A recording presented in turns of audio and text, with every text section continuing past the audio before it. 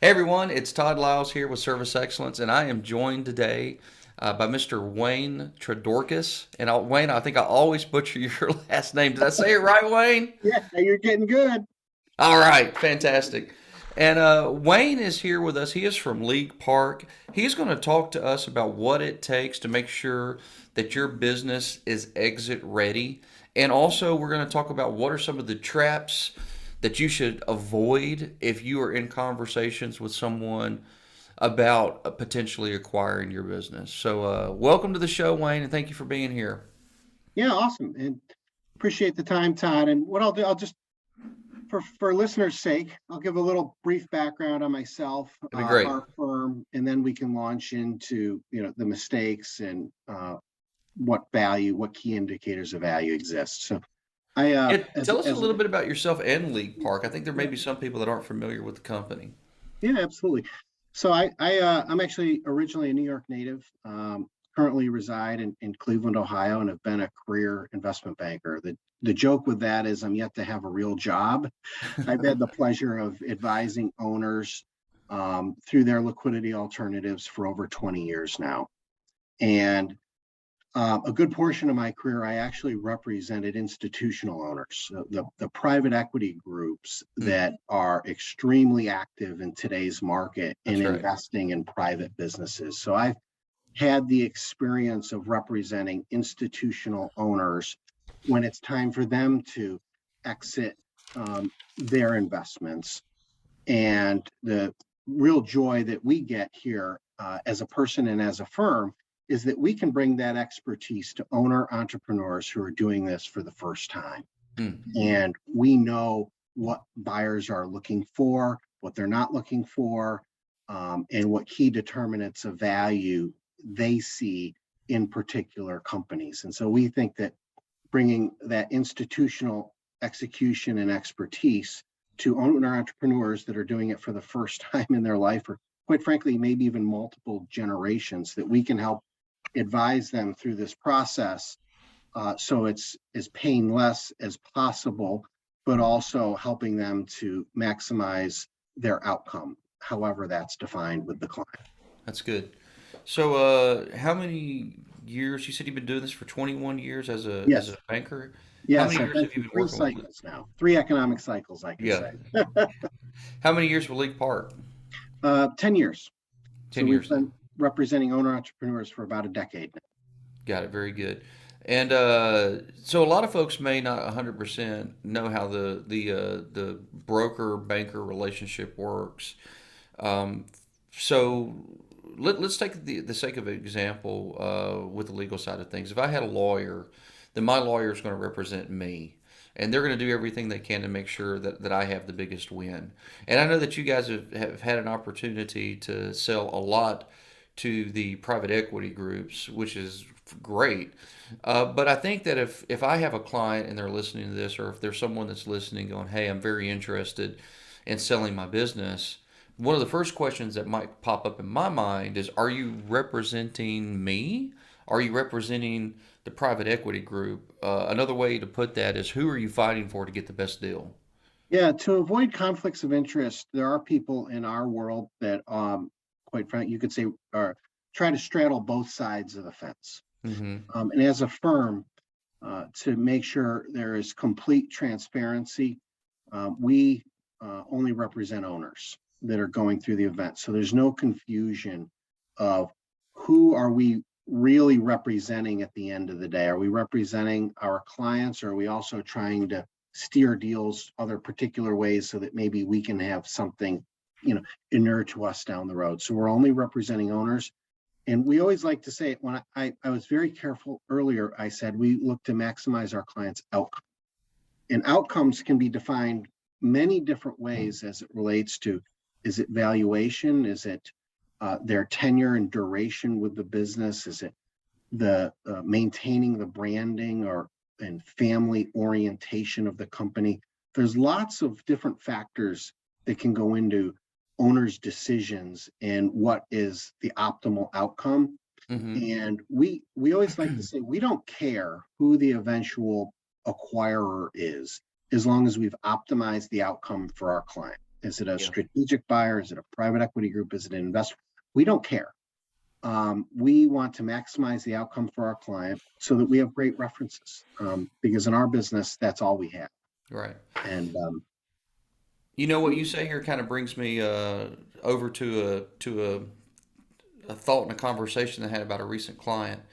And we do have a recent client that has partnered with you guys, and they've had the opportunity to sell their business. They have an offer, and we'll keep that client's name right now quiet. I'm sure it'll end up being on the deck slides eventually, but I don't know if it's public knowledge yet. So if it is, you can talk about it, Wayne, but I'm not sure that's public knowledge.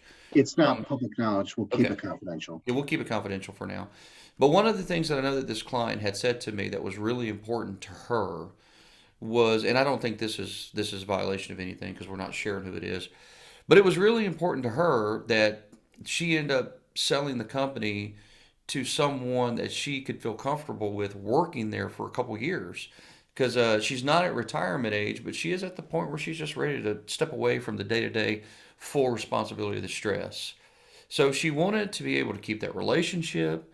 And it was also really important that the company that she went through this acquisition with really carried these family values because this is a generational business, and they want that name.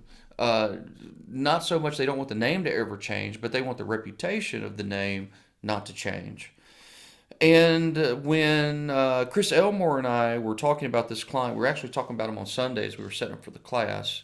He had shared with me because he had spoke to the client, the different people that made offers, and the one that they ended up going with, and we were like, yeah, that's the right choice. Out of the others, knowing what she wants is more than just a financial exchange. That was clearly the right choice, and I think for those of you that are listening, I know there's maybe a little bit of a lack of clarity, but think that there's one company that's got great growth potential. Their approach to market is very relaxed, it's very friendly, it's very customer oriented, it's funny. And there's another one that also has great growth potential, and they're both growing great, but their approach to market is substantially more aggressive and in your face and sell at all cost. And she didn't go with that one. She went with the other one. Yeah. Uh, and I And think I she's think, going to be happier for it. and Todd, I think as owners, many of our clients, it's not as if when they transact, they leave the company or leave town. And many of these brands have a very strong correlation to the family, maybe a family name. And their trucks are still going to be driving around town, and folks are still going to be active in their communities Right. and have gotten to know a lot of the families within their communities which they reside. And they want to be proud 5 years down the road that they partnered with the right group so that when they go to have coffee at the local diner, um, they're not, taking arrows, if you will, as they're trying to visit with members of the community. And and for that client, that was extremely important to Yeah. make sure they were You comfortable. know, it. I'll tell you something. I'm thinking about two other deals that did not go through your company. And we are actively speaking with all of our clients about utilizing League Park for a couple of reasons, and I'll give you guys the reasons why I picked them in a moment. Um, but I'm thinking about two other deals that did not go through your company. One was a client, one was just a friend of mine, and he was already in the mix before I found out about it. But they sold to another group; they didn't go through your business. In both of those circumstances, they are suffering right now from huge exodus issues with existing employees because culture and fit wasn't even the concern of this PE group. They almost looked at acquiring these people like, well, we're going to acquire the database and we're going to acquire the assets and we will potentially keep these people, but if we don't keep these people, we don't care. We can recruit them away. And for one of these friends of mine, they don't care. They're like, hey, I got all the money I need. I don't care what they do. It's their mindset is very business oriented. The other one that's really upsetting them that they have come in and everything's going to be great. It's going to be a culture fit, and it's not. It's a culture shock. And his company from his standpoint is dissolving, and they don't care because they've already moved on to the next acquisition in the marketplace, and you Yeah, know they didn't consult pricing changes, they didn't consult any of these things, and they just anticipate that your people should accept it. So that it's kind of like they're shoving the change down the throat as opposed to it's a conversation. So it's fascinating, and I think that's if you're like friend number one, you don't care, you just want to get sold and you want to leave. But if you're like the third and the first person that we spoke about, for her, that would be detrimental. She would hate to see that happen in her community. yep. So you kind of brought something up that I wasn't even necessarily thinking about in our conversation today, but I suppose what that's about is your business. You probably want to make sure that you are leaving it in a style and a manner that you want to leave it in. I mean, I just think about this business. I'm going to sell it one day, and when I do, I want to make sure that the group that I sell it to values reputation above all things else, because I think that that is 100% what I'm known for in the marketplace is having a fantastic reputation and keeping my word and being honorable, and I wouldn't want that to dissolve. But Mhm. let me tell everybody why you, out of all the different groups, and when I say you, I mean League Park, Mhm. and you're representing League Park, so you through League Park. The very short version of it is I called one of my really good friends who's running hundreds of millions of dollars in business, who has had multiple businesses that he has overseen the purchases of. And I just asked him, I said, what's to the contractor's advantage? And he told me, he said, bar none to the contractor's advantage is if they get someone to represent them. They're going to come out with a much better financial opportunity than if they sell to us directly. And this isn't a bad group that he works with, it's a great group. But he was just being candid with me, and from their experience, when they buy direct, they get a fraction of the purchase price, or the owner gets a fraction of the purchase price versus when they buy through you. And he said, without a doubt, they should go through a broker. And I said, who's the best? And he said, in all cases, through both sides of the relationship, it was League Park. He said League Park gets bar none the highest multiple, but at the same token, they bring a great product to us, and we don't have to worry about the product or the purchase when it's done. I said, great, that's all I need to know. Yeah, And then I reached out to you, and that's kind of started our relationship, and we've had clients successfully transition through wealth ventures through you guys, and we're looking yes. forward to more. But let's transition now.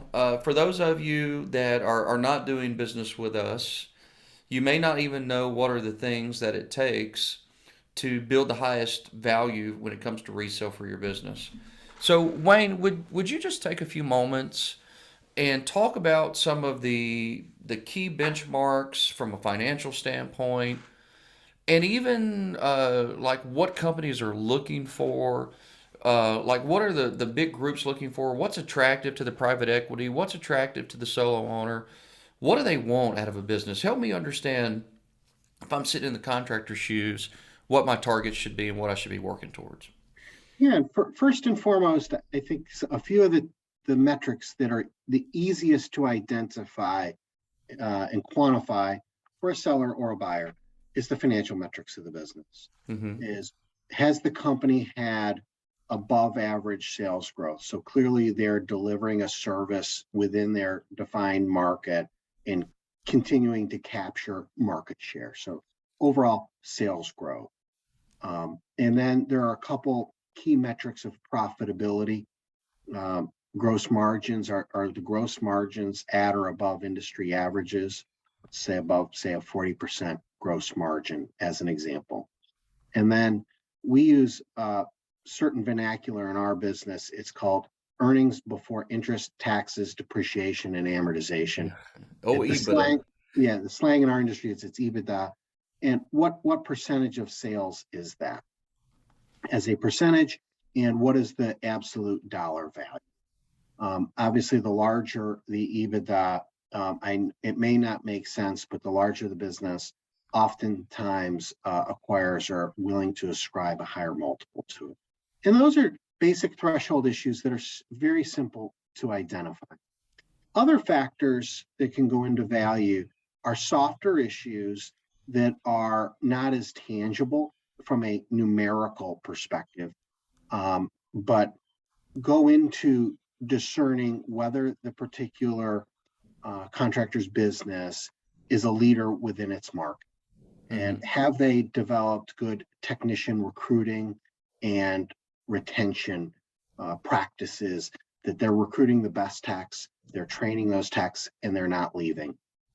And which is ultimately inuring to, we feel as if, Todd, it's a bit of a circular pattern here, that if companies are recruiting and training and deliver the best techs who are delivering 5-star service within their market, they're ultimately going to have delighted customers, and are obviously those customers, through their online review practices, are broadcasting that to the market. So it's not just the business with its broad-based brand advertising saying we deliver 5-star service. It's the company's delighted customers. Mm-hmm. And in addition, businesses that have fantastic technology that simplifies and brings the entire marketing, financial, and tech delivery of the service together in a cohesive manner that's easy to manage and has good transparency with the ultimate customers. As we know, customers today are busier than they've ever been. Um, it's it's oftentimes they're in a time of crisis when they're calling on our contractor clients to come and solve a solution to them, which can be a scary time, and they're allowing them in the home to solve that solution. And so companies that have cohesively brought all that together with outstanding service, training, and development, we think the financials are actually should come last. They're an afterthought. No, Because really. if companies do, have the best techs, have the best service, they're delivering outstanding client service, and those clients are broadcasting that to the community, they're obviously going to gain better, more and more customers on a repeated basis. They're not going to Right. lose their existing customer base. And ultimately, at the end of the day, it's going to manifest itself in financial performance. So we think oftentimes financial performance is the easiest to look at and quantify, because it's a Mm-hmm. percentage or a number that's easily measured against others. But we think it's the other elements, are, and there's 20 or 30 of them that are absolutely critical, going into the baking mix, if you will, to present an outstanding cake. And Wonderful. it's those key ingredients that are difficult to quantify. Yeah. They can be challenging to quantify. We internally here we've tried to do our best possible job of doing that. And by the way, we do have a few of these items that are public use, Yes. and I really recommend that if you're watching this, whether you're watching this or listening to this, go over to our website. And if you will look on our website, we actually have two tools. One we refer to as the exit ready assessment, and like Wayne was saying, this is essentially giving a snapshot over the 11 key financial factors. This is very easy. It's very straightforward. You just select where you are, and then go through the steps. And at the end of it, you're going to get a fast response as to what your exit ready score is on a scale of 100 to 0. And that'll help you point out where you need to improve as well. Those are really the financial items. Now, Wayne, on some of those other softer items that you were referring to, we have another tool that is a scorecard, and this scorecard is designed specifically to get a first glance, as you said, at some of the softer items. And I'm showing the page where there's an email. You actually don't even have to submit the email. I'll show you that one. But if we take a look at these softer items in here, and again, all of these are absolutely free. It's just 11 questions. We've tried to boil them down as straight as we can. Uh, for example, how confident are you in your team's performance? Obviously, that's opinion based. And a lot of this is because that's the way a lot of it is until you get an outside evaluation. But what percentage of your clients interact positively with your brand? and so forth and so on. But I'll drop a link into these tools. How frequently does your team receive training? I'll drop a link in there, and my encouragement to you is take it. It'll probably take you 2 minutes to do both of them, and it's going to give you some fast input on what your rough exit readiness is. And then if you want to talk to myself or to Wayne, just reach out to us, and we'll have a deeper conversation. But thank you for those metrics, Wayne. Hey, I want to ask a question that's off script. What's the biggest deal you've done in the last couple of years? The largest deal we've done in the last couple of years would have been a business in Baltimore, Maryland, and Hmm. Washington, D.C., a company that was a emergency-based residential plumber. The name of the business is Okay. Well, I hope you. I wish you wouldn't have told us the name because I really want to know how much money you sold it for. Can you? Is no, that? no, that's confidential. Okay, so let's talk about someone else. What's your average multiple that you guys are getting? Can you discuss that? It varies by obviously a lot of the metrics that we just talked about. I think in the home services or contractor-based repair maintenance services market, we're seeing multiples as low as 3 times this EBITDA metric that we've talked about, and as high as 20. Mm, The majority of good businesses today, irrespective of size, let's say, are trading in the 8 to 15 times. And I know it's an extremely wow. broad range once again, but a number of factors do go into that in a metric, but it is not uncommon for us to be getting um, optimal results in the teens of multiples, which from a historical perspective has been a bit unheard of in this market. That's amazing. It's a market, and I think what we're seeing today is these are repair and maintenance oriented services. They're maintaining mechanical moving parts or Right. appliances and systems that require regular maintenance. Yeah. And consumers' purchasing patterns are changing, and the investment community sees a tremendous opportunity in these businesses and Okay. believes that they're going to have fantastic growth going forward, which is why they're willing to pay premium prices. Well, that range that you said there is also the reason why I want to move into the conversation about some things to avoid. Because here are some of the things that I've witnessed. I think our market and our valuations have changed at a pace that the average potential seller might not be aware of. Because for the longest time, three was the norm for a good business, and five was you were just amazing. And those businesses that would sell for five now, like you said, are going to be in the mid to high teens now. So I may very well, without understanding that, put myself into a position to where I start going in to the negotiating table with a mindset that's far too low. So I want to move into, and I think you may even have a slide for this, but I'd like to move into the traps to avoid, if you will, um, if you're going to start pursuing the exit process. So do you have that slide, Wayne?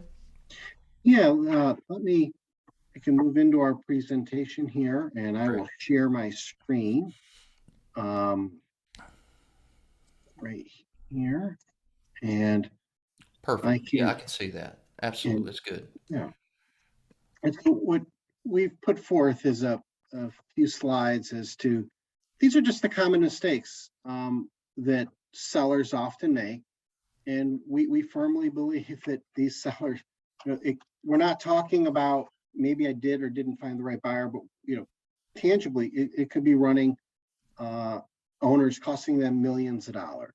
And I think oftentimes firms like us can discuss all the great things we do, why we're the best firm to represent you. But for most owners, that's a very nebulous statement, and it's Hmm. very difficult to quantify. So we thought we could distill this here to um, 4 common mistakes that we see. And we can be willing to wrap it up with a bit of a schematic numerically to help quantify it. That'd be great. And the first mistake that we see oftentimes is taking, the first call and having a group that works to get a confidentiality agreement potentially in place and restrict your ability to talk to your, key advisors or Yeah. influencers or conciliores. And Yeah. we see companies today are bombarded with calls. They're getting calls, making all kinds of assertions. It's not uncommon for our typical client to be getting half a dozen or a dozen of these calls, emails, letters, faxes a week. Yep. And we like to say,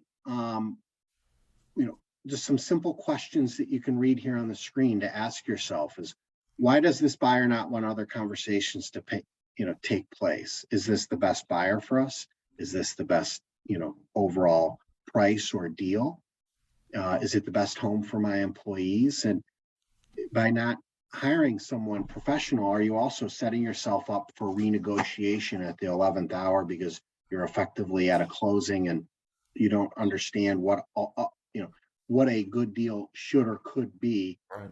And do you want the money at the 11th hour or not? And many people will just accept a renegotiation at the 11th hour. And so, Yeah. Let me unpack that because I know that's so crystal clear in your mind.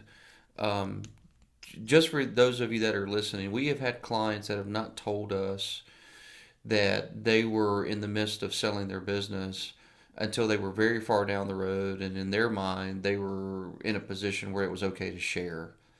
And Wayne, when we would ask them, why would you not have told us this?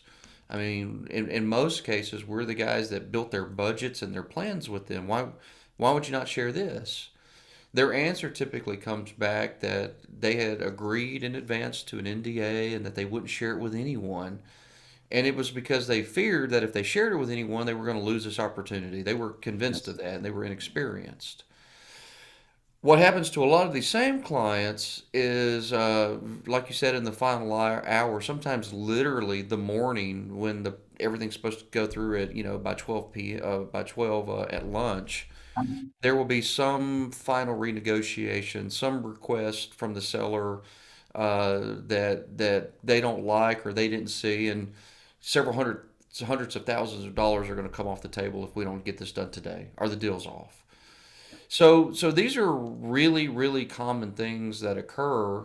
And I think what Wayne is saying is he's making a great point here, which is whether the advisor is us, a business coach, or whether you're at the point where you're like, okay, I'm really considering selling the business and you engage a broker.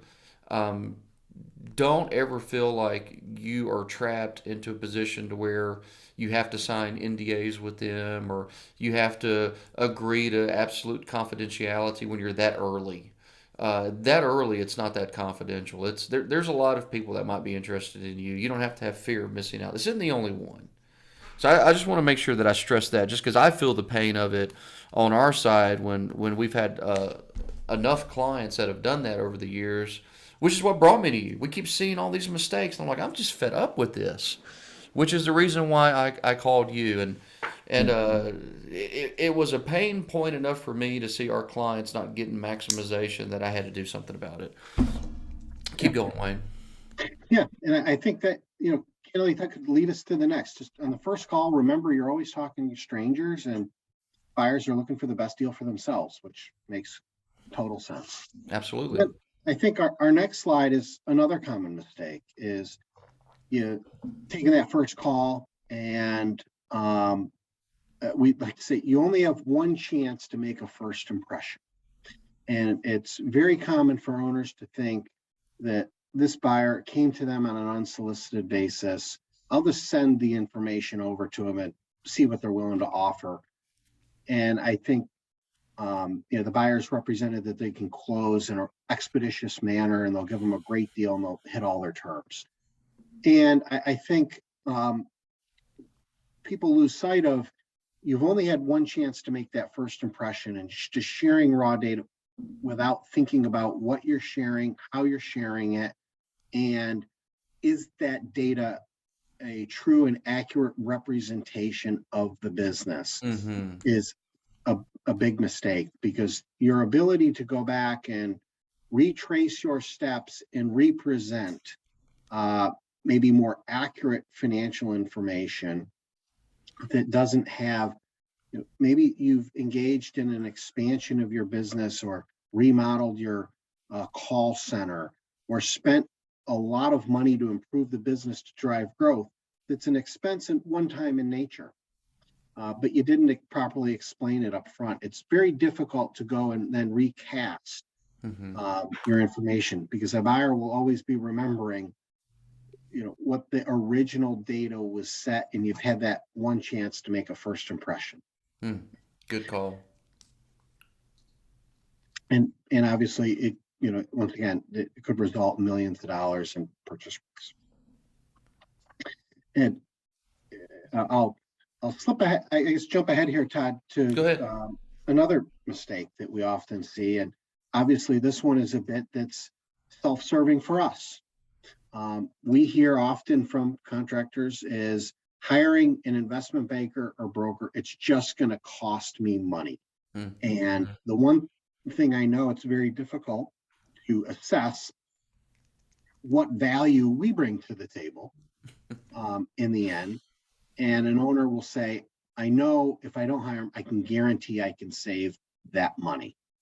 Yeah. And it's very common that lawyer buyers say, just go with us. We're going to give you a great deal. You don't need to go through that process and rigmarole and expense of hiring an advisor. And I always make a joke, and there's some real truth to it, is you should turn around to that potential buyer and say, if you were to ever sell, do you use investment bankers when it comes time for you to sell your businesses? Good. And Excellent. it's the common answer is, I came from a world of representing these institutional owners for sales, and we know that they hire advisors. So why would they be advising you not to hire Yeah. professional representation? Just like you hire a CPA to help to prepare your taxes Yeah. in an orderly manner, because they're obviously experts on the tax code. Why wouldn't you hire experts to help guide you through this once in a lifetime process? That's right. And And Wayne, I'll tell you what just to bring things back to my own life experience, the market changes so quickly that I think the average person that's just running a business hears about what happens to the market from a friend that had an opportunity that could yes, have been months or years ago. So they think the information is accurate. And what I can tell you that I think about, and I live in a really nice neighborhood, and that's south of Austin. And they completed a toll road about a year ago that took the downtown drive into Austin from 45 minutes, now can be done in about 15. Speculation was that it was going to boost the value on our gated neighborhood, but we weren't sure. Well, when that toll road was completed, one of our neighbors listed his house for sale by owner for 765,000, and the whole neighborhood thought he was crazy. He would never get that much money. Now he sold it very quickly. When I say quickly, like in a week. And then we all sat back and said, "Well, wow, he must be smarter than us. He did it by owner. He didn't have a broker. He didn't have to pay that commission fee. The only thing is that that's been the lowest sold house in our neighborhood in the last year. And a house smaller than his, a couple months later, sold for $1.3 million. So he was right in believing he could sell it, by himself. And he was even right in thinking that he could get more money than what we thought he could get. He was wrong in anticipating what the actual value of his property was by half. yeah, So I think these are mistakes that we would all likely make if we didn't have an expert who did this every day like you. yeah. And I think that what would be helpful is, I have actually I am going a slide here that'll be real metrics Yeah, and that'd be great. a real-time deal that will highlight exactly what you just said. This is a real deal, that real metrics, real business, we had represented. And uh, over here on the left side is the company's metrics. And they had a preemptive offer on the table prior to our involvement. And those are the metrics, a very fair price. At the outset, you look in, as an owner, you'd look at it and say, that's a fair price. Why wouldn't I take it?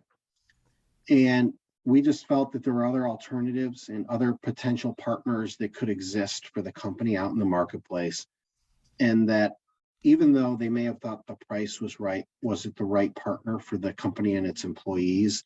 And we also believe there was some financial ramifications and money that was being left on the table. And we went out and we took the business to market and ended up finding absolutely it was a win-win. It was the right partner who is focused on the very similarly culturally from an operational and employee and branding and perspective, and was also willing to pay significantly more for the company. And in this case, you could say I was going to have to pay a broker X dollars to represent them, an investment banker, through the sale. Are they going to make their gain? Well, I can tell you in this particular instance, Todd, unequivocally, our fee was not $14 million. Yeah. and in this particular companies, they think ultimately they found a better partner for the company, number one. And number two, it had material financial ramifications for them as a seller. And over here on the right-hand side of the slide is irrespective of size and what fees could or couldn't be for a broker, etc. We just laid out a straw man, if you will. And to sit here and say, yeah, it might cost me hundreds of thousands of dollars or maybe even millions of dollars to have an advisor on the tape representing you. There are no guarantees, obviously, but what we have seen through our disciplined processes in finding the best partners for an optimal outcome is it can have real financial ramifications for our clients. Mm-hmm. I think that tells the story right there. I think the essence of it is whatever you are going to pay in fees with the right group is going to be far outweighed in returns, and I think that's the ultimate value of that story there.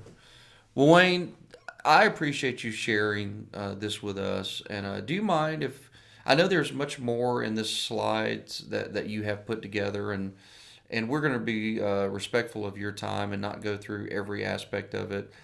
But is this a resource that we could put on our website as a downloadable resource if people were interested in self-navigating through these slides? Absolutely. Okay, wonderful. Well, then we'll make that happen. And also, if you want to get in contact with either myself or with Wayne, I'm going to make it super easy. If you're receiving this via email, then no worries. Our contact information will be there. If you're watching this on Facebook or you're listening to it on your favorite podcast app, just look into the descriptions. You're going to find all the contact information there.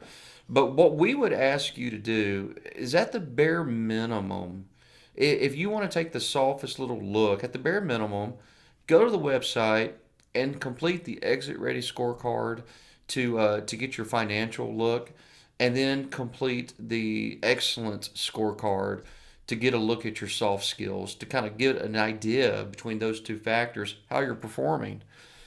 And if your performance is great and you like everything you see and you're ready to go to exit, we're going to get you connected with Wayne.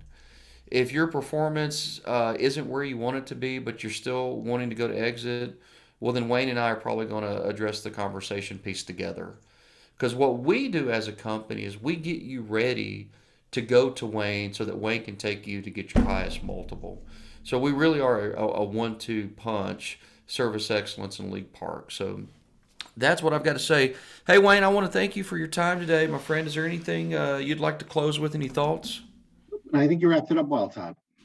Wonderful. Well, we appreciate all of you guys, and as always, go out there and not only ignite the power within, hey, but maximize the return within as well. How about that, Wayne? Sounds good. All right, y'all take care.